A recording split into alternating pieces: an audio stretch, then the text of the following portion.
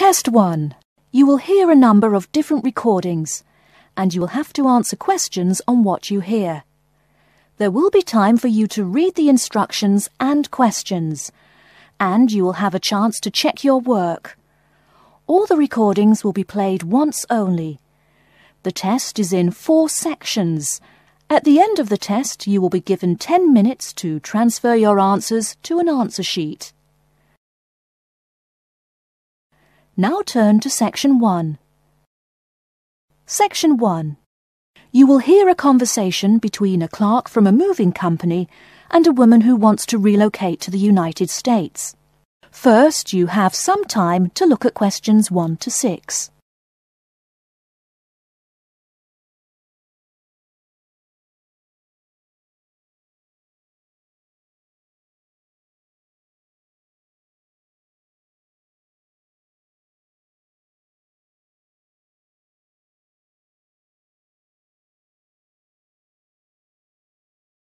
You will see that there is an example which has been done for you.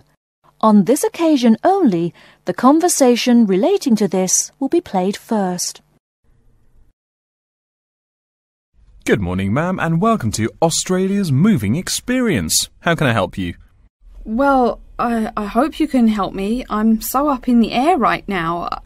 Just calm down now. Let me guess. You're moving and it has you a little confused. That's it exactly. You see, I'm relocating to the United States next month, and I'm having a hard time getting organised. Here, fill out your name and address and let me ask you a few questions. Oh, what should I call you? My name is Jane Bond. The woman says that her full name is Jane Bond, so Jane Bond has been written in the space. Now we shall begin. You should answer the questions as you listen, because you will not hear the recording a second time. Listen carefully and answer questions 1 to 6. Good morning, ma'am, and welcome to Australia's moving experience. How can I help you? Well, I hope you can help me. I'm so up in the air right now. Just calm down now. Let me guess. You're moving and it has you a little confused. That's it exactly. You see, I'm relocating to the United States next month, and I'm having a hard time getting organised. Here, fill out your name and address and let me ask you a few questions. Oh, what should I call you? My name is Jane Bond. OK, Jane, first of all, what's your work phone number? In case I have any questions about things. My work phone is 9463 550. But please try not to call me too often there. My boss hates personal calls. So does mine, ma'am. So does mine. And what address should we ship your things to? My new company is letting me stay temporarily at 509 Clark House. That's CLARK. 1137 University Drive in Seattle. Seattle? Beautiful city, I hear. Mountains right beside the ocean almost. Cooler than Australia too. OK, and when should we come pack your things?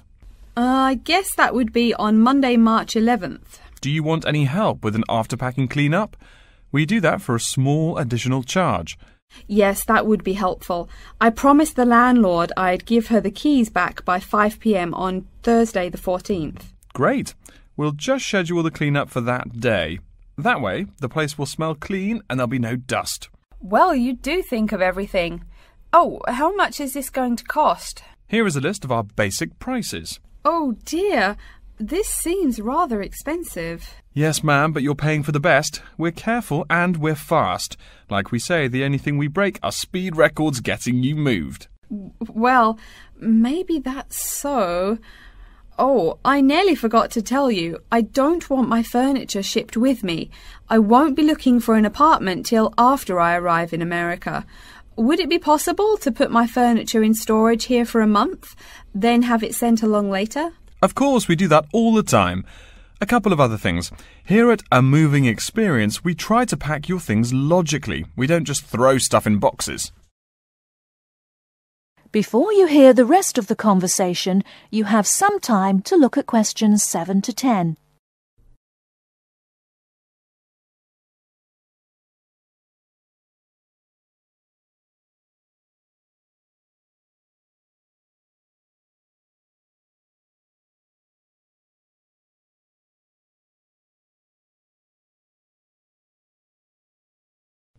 Now listen and answer questions 7 to 10.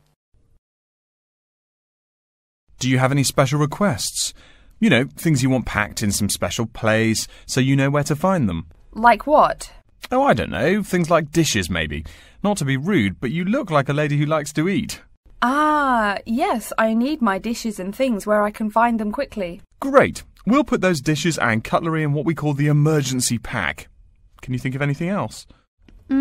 I do have an antique tea kettle my great-grandmother gave my mother. I wouldn't want to lose that. So I guess you'd better put that in storage with the furniture. Grandma's tea kettle with the furniture. Got it. Say, how about things like your alarm clock? You don't want to miss your plane on the big day, right? Well, you certainly think of everything. Yes, that's right. I'll also need my alarm clock where I can find it. Fine, we'll put that in your personal package. And of course, we'll give you a list of where we pack everything. So all you'll have to do on Thursday the 14th is grab your luggage on your way out the door. I couldn't help noticing the new CD player you're carrying. Is that a Samsung? Why, yes it is. One of their best. Cost me nearly $100 it did. Do you want to take special care of it? I mean, it's brand new. Take care of it, but nothing special.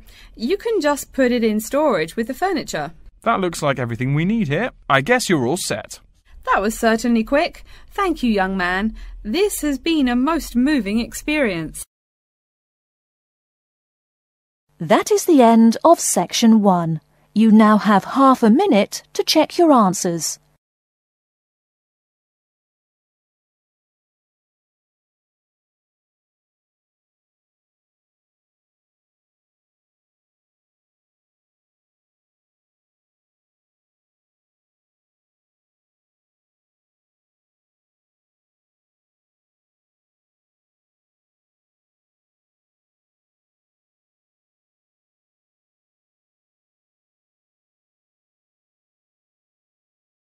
Now turn to section 2.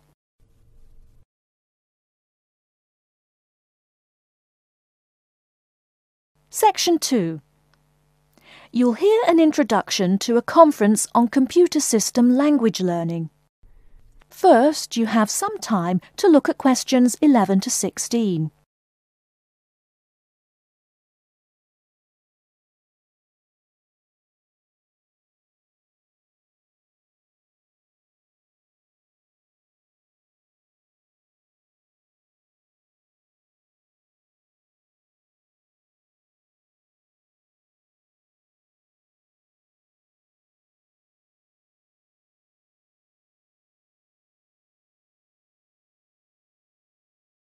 Now, listen carefully and answer questions 11 to 16. Good morning, everyone, and welcome to the second annual Wallabaloo Conference on Mastering Computer Languages. I hope you all had a good trip. Before we get underway with today's program, let me fill you in as to what's on tap for tomorrow, Sunday, February 19th.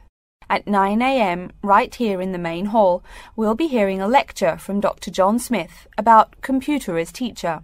Professor Smith from the University of Melbourne is a world-class expert in the field of computer-assisted education, and his talk promises to be both stimulating and informative. Immediately afterwards, at 10:30, there will be a presentation of papers by various delegates. That, however, will take place in the garden room on the ground floor. If you don't yet know, the garden room is also called the ballroom and will be gathering at the west end, the slightly raised area called level 2. Just look for the crowd. If you get lost, there are signs in the foyer. After all that thinking, talking and listening, I expect everyone will be a bit weary. So at 11:15, there will be a break for coffee, cookies and other light refreshments. These will be available at the aptly named refreshment stand, placed by the door back here in the main hall. Also, if you choose to skip the formal lunch, you can buy a packed lunch at the stand for a reasonable price. I strongly urge you, however, to join us at the formal lunch. That won't be till 1 o'clock sharp, so you have time to stroll about town a bit. We'll be eating at the Seaview restaurant. The restaurant is located right here in the hotel on the top floor. It's a good dozen flights of stairs, so I suggest you take the lift on the ground floor, eh? If you're not fond of fish, there's an all-you-can-eat barbecue available as well. They even offer wallaby meat. After lunch, we'll troop back downstairs to level 2 in the ballroom for the presentation of further papers, which will begin at 2 p.m. Please try to be on time. I know you'll be a bit tired after lunch, but the ballroom echoes so with people coming in late. Thank you in advance. Once we've heard the papers, we'll break for afternoon tea at 3:10 p.m. No need to walk. The manager of the refreshment stand has graciously agreed to have tea served in the ballroom. He's even promised us some special scones, baked from a recipe of his dear old Scottish grandmother. Then, tea being drunk and scones munched, we'll retire here to the main hall for some closing remarks and questions. So, by 5 o'clock, we should have the conference wrapped up. But the fun isn't over. This is Australia, mates. We'll be flocking to the hotel's own Palm Lounge on the east side of the foyer for an informal reception. You can relax, mingle with the other delegates, and let your hair down a bit. This will run from 5:10 to 6:10, though you're free to stay as long as you like. The lounge manager has informed me that for the duration of the actual reception, you can have all-you-can-drink beer for $20 with purchase of an advance ticket. Before you hear the rest of the talk, you have some time to look at questions 17 to 20.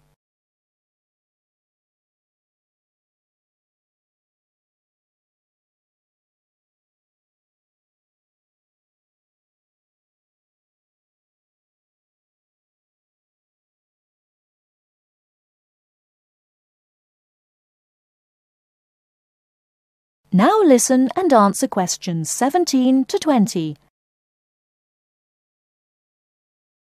And yes, tickets can be purchased from any conference organiser or at the front desk any time between now and the start of the reception. I suggest you come by tomorrow evening to pick up the tickets, since the conference hall only holds 800 people. That way you can also get your journey planned ahead of time and be sure not to miss this truly memorable conference.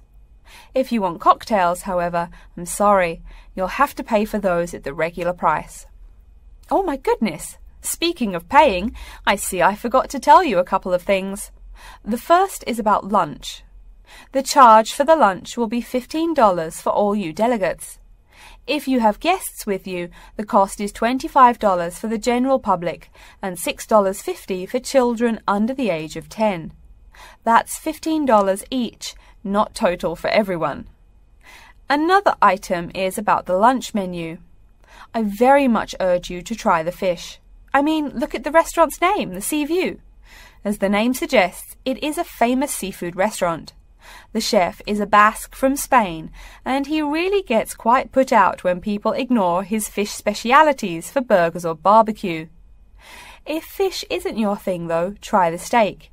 He makes an exquisite filet mignon topped with blue cheese and mushrooms. Finally, if you'd like to buy a ticket, you can have both lunch and unlimited beer for $35. I should have mentioned that earlier, but I am a bit forgetful. Maybe I should avoid the beer after the conference, eh? Well, I've said my bit. Are there any questions? That is the end of section 2. You now have half a minute to check your answers.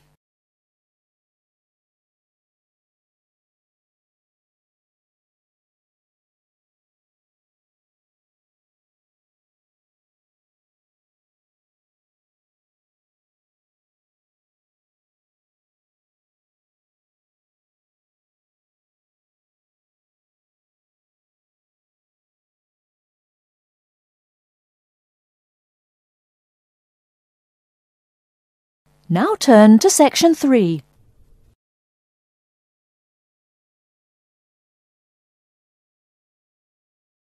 Section 3. You will hear a student called Tina asking Professor Van Diesen for advice on choosing courses. First, you have some time to look at questions 21 to 26.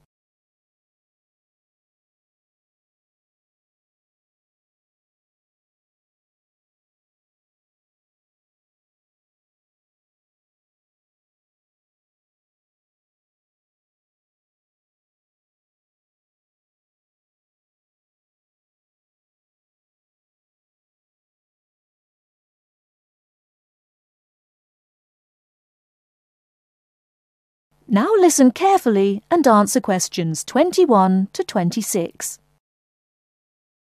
Hello, are you Professor Van Diesen? Yes, I am. And who might you be? Oh, sorry, my name is Tina. I'm a freshman here. They told me I should ask you for advice in choosing courses. Well, that's part of what I'm here for. Please come in and sit down. Now, what are your questions? I almost don't know. Everything is so confusing. Like, what is a specialized course? Oh, easy. A specialized course is one that is compulsory, meaning it's a requirement for your major, and regular, so you can't place out by taking a proficiency exam. That sounds pretty strict. Then what are all these general courses? I seem to have to take so many. Nothing to be alarmed over. These are courses open to all students and not directly related to your major.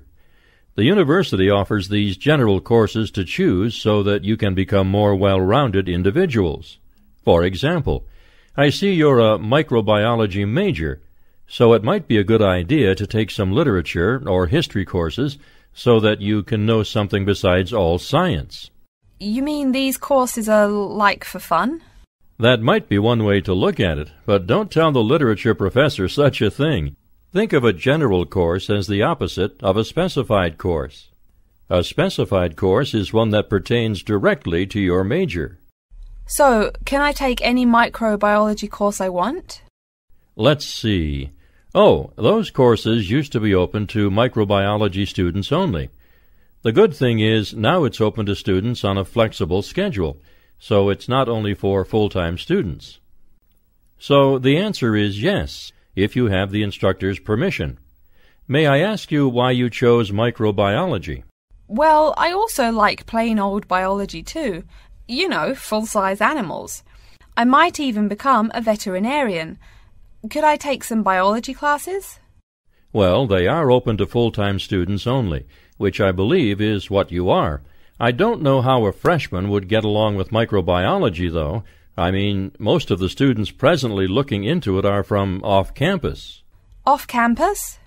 Yes, you know, people who use it in their work at hospitals, laboratories, even a police detective. Why did you choose microbiology, if I may ask? I don't think you quite answered that. Well, eventually I want to be a doctor. At least my dad tells me so. If I may say so, young lady, you seem a little uncertain. Still, I think that might be a good idea for a career. Of course, if you're thinking about being either a doctor or a vet, you should take some medical science classes before you even think of applying to med school. Great! What should I take? There is one small problem. The new medical sciences building is under construction, so there are no experimental facilities available until next year. I'm afraid you'll have to wait, but don't forget to take those courses at the first opportunity. Oh, bummer. Is there any other course you'd recommend for someone like me? Well, since you seem to like animals, have you ever thought about looking into environmental science? No, I never really thought about it before. Is it worthwhile? Quite. In fact, it's the fastest-growing subject on this campus. Before you hear the rest of the talk, you have some time to look at questions 27 to 30.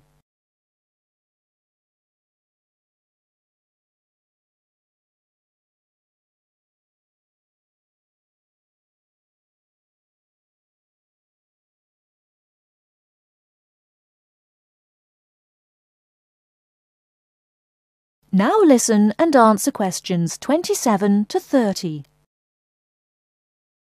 I'm sorry, I couldn't help noticing the long list of classes you've written out there. May I have a look? Oh, sure. Medical science, statistics, laboratory techniques, medicine, mathematics, computing. My, a bit of everything here. Is it too much? For your first semester, yes. What I suggest is starting out by taking the compulsory courses. Like we said before, the medical science can wait. Consider taking that in your sophomore year. I think I'd put off computing, too. I recommend to all freshmen that I talk to get the compulsory mathematics out of the way as early as possible, so take that one. It'll be one less difficult course you have to focus on when the science lab opens next year, and you have to catch up on classes like laboratory techniques. Your major also requires statistics, so you have to balance 2 math classes, and no doubt you should take that. Otherwise, get your required medicine course out of the way by taking something theory-based. Oh, of course, and your environmental science class, if you're interested. The others can wait, though I think computing is definitely a good idea, even though it's not required. I see, too, on your paper there you seem to have had high marks on the entrance exam. Yeah, I guess so. Don't be shy. Have you thought about applying for a scholarship? Do they have any? I mean, my dad is always complaining about how much money it costs him. In your department there are actually 3 full scholarships available. They cover tuition and provide $1,500 cash. $1,500 cash? Party! Please, miss, the money is intended more as a textbook allowance, not party money. If you promise to behave, I'll show you how to apply. Great, and thanks. That is the end of Section 3. You now have half a minute to check your answers.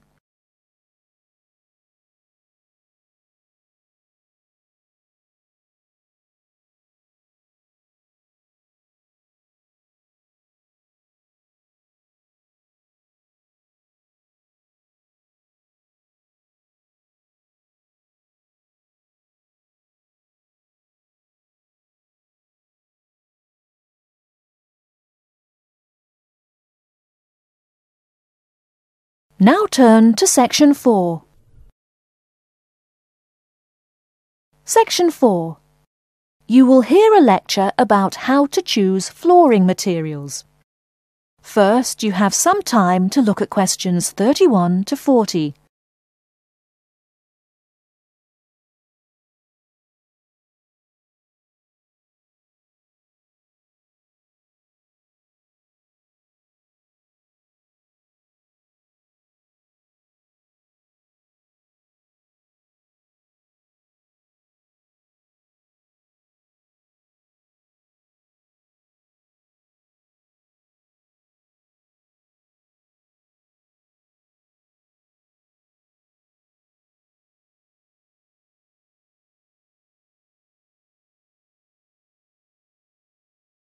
Now listen carefully and answer questions 31 to 40.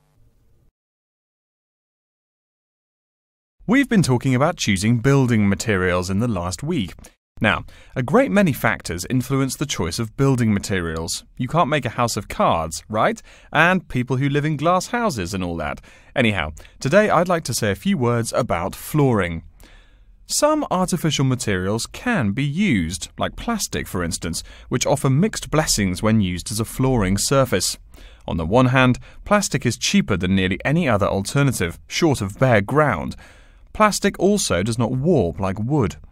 On the other hand, the best that can be said about plastic is that it looks like wood or stone. However, it cannot replace the real materials. As I have mentioned, I'm fixing up a new house. The decorator my wife hired told me plastic does a great job of looking exactly like plastic.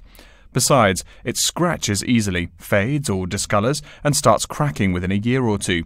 So, if you're fitting out a sleazy hotel or plan to live in a trailer park, go with the plastic. Really though, for all intents and purposes, this leaves us with wood or stone as choices for flooring. Stone and wood are alike in at least one respect. Both go through processing before they can be put to use. Since few of us cut our own lumber or quarry our own stone, this is not perhaps a pressing concern. Still, do-it-yourselfers would do well to remember to buy only properly seasoned wood. Unseasoned wood warps, and a warped floor quickly becomes firewood, and its owner quickly becomes poorer. Likewise, except for dull-hued materials like slate or sandstone, most stone floors are polished before installation. The choice goes well beyond just wood or stone. Each type requires many further considerations. A few special remarks are called for when considering wood. For example, as always, aesthetics, personal taste and layout all play roles, as well as the type of house or room. Oh, and certainly don't forget the cost. When it comes to cost, a rule of thumb is that the softer and less exotic the wood, the lower the cost. In the US, for instance, pine is both ubiquitous and cheap. Mahogany is imported and exorbitantly expensive. If you're on any kind of budget when remodeling, it's really helpful to remember to go for the softer woods. Aside from cost, there are still lots of different factors that are important in choosing the best flooring for the job. Continuing with the example of wood, one must consider the effects of each type of wood on the mood of the room. When selecting the best wood to use, particular attention needs to be paid to its grain patterns, texture, and colour. In rooms where relaxation or deep thought is the aim, say bedrooms or the study, dark, strong-grained woods are the rule. Here, the grain ought to match the furniture for a feeling of homogeneity. In rooms where activity and motion are typical, the dining room or living room, lighter, finer-grained lumber is more suitable. In such a setting, the wood grain might be useful in offering a contrast to the furniture. This leads to a feel of subconscious excitement in keeping with the room's function. In either case, though, consult a decorator. It is a decorator's job to know what materials to use to fit the function of the room. Though some things about putting together a room are subjective and based on one's individual taste, materials appropriate to a room's function are much more straightforward. A decorator takes the needs of the customer and uses a mathematical formula rather than subjective words. Since feelings vary from person to person, verbal descriptions of wood types tend to be ambiguous.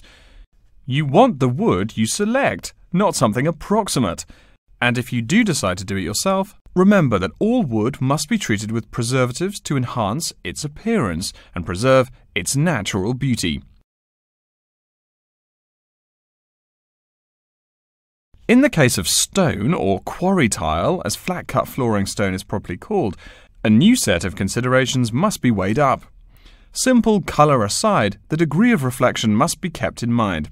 This is called the reflectance rate, which is expressed in a number between 0.0 and 1.0, depending on the amount of light it reflects. At one end of the scale is polished silver. At a rating of 1.0, this shiny surface reflects nearly all of the light directed at it. Numbers closer to 0 describe materials that absorb more light. Moving down the scale a bit, we see that plastic that has been painted white has a rate of 0.8, which makes sense. We know that the colour white reflects all other colour, while black absorbs all colour, and plastic itself is a relatively reflective material. Materials that are denser and darker have reflectance rates much closer to 0. The quarry tile I mentioned a while ago has a rate of 0.1. As you may know, quarry tile is generally dark brown and made from clay, so it is quite dense. Of course, there is considerable variation among types of quarry tile because of the hue or treatment of the clay during its creation. Does anyone have any guesses as to what material may have a rate of almost 0.0? We can guess most of these materials are black in colour, but plastic, wood and even stone reflect some light. One material with a rate of almost 0.0 is black velvet. The texture produces almost no shine at all. Carrara marble, despite its white hue, is actually lower in reflectivity than black onyx. In any case, the fact that tiles vary somewhat should not be forgotten. A highly reflective floor would not be suitable in a library. It would be indispensable in a ballroom, should your home be large enough to feature one. Again, a rule of thumb is that light means lively. Since form and material follow function, one should only use the more reflective materials in rooms where the cultivation and expression of energy is important. Bear in mind, too, that most types of stone cost more than all but the rarest of wood. Of course, there is no reason why some rooms of a house should not feature wood floors or other stone tiles. You can even mix the two. A room with wood panels on the walls can have a beautiful stone floor. My bedroom has white birch walls and a light blue slate floor. The place looks like a Russian hunting lodge. Remember though, go with what feels right for you. Good taste and the laws of interior design are the homeowner's servants, not his master. It's only beautiful when you decide it is. I mean, you're the one who lives there, not the decorator, right? Okay, are there any questions? That is the end of section 4. You now have half a minute to check your answers.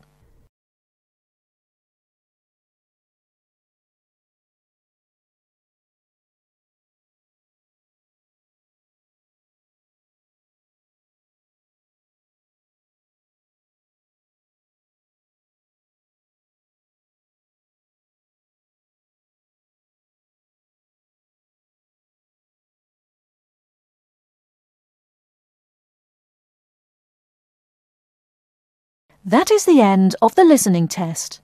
In the Ielts test, you will now have 10 minutes to transfer your answers to an answer sheet.